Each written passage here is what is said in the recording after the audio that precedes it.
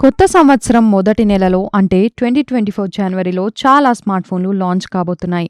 Budget, mid, flagship నుంచి premium వరకు ప్రతి కేటగిరీలో ఏదో ఒక ఫోన్ లాంచ్ కానుంది. మీరు కొత్త ఫోన్‌ని కొనుగోలు చేయాలని ఆలోచిస్తున్నట్లయితే 2024 మొదటి నెలలో మీకోసం అనేక ఆప్షన్లు అందుబాటులోకి రానున్నాయి.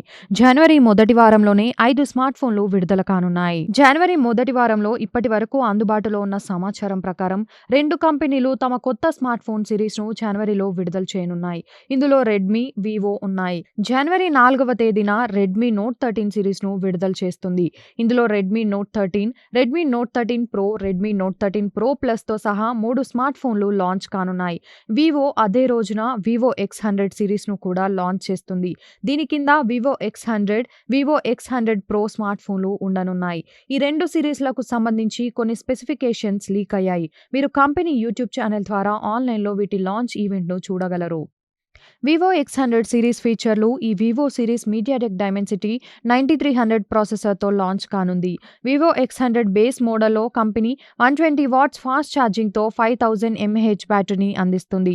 ప్రో మోడల్లో కంపెనీ 100 వాట్స్ ఛార్జింగ్ను సపోర్ట్ చేసే 5000 mAh బ్యాటరీని అందించనుంది. వివో X100 సిరీస్ ధర కూడా ఆన్లైన్లో లీక్ అయింది. వివో X100 ధర మన దేశ మార్కెట్లో రూ. 63,999 నుంచి ప్రారంభం కానుంది. ఇది ప్రారంభ వేరియంట్ అయిన 12GB RAM plus 256GB storage variant ప్రైస్‌గా ఉంది అని సమాచారం. వివో X100 ప్రో ధర రూ. 89,999 నుంచి ప్రారంభం కానుందని తెలుస్తోంది. Redmi Note 13 series specifications.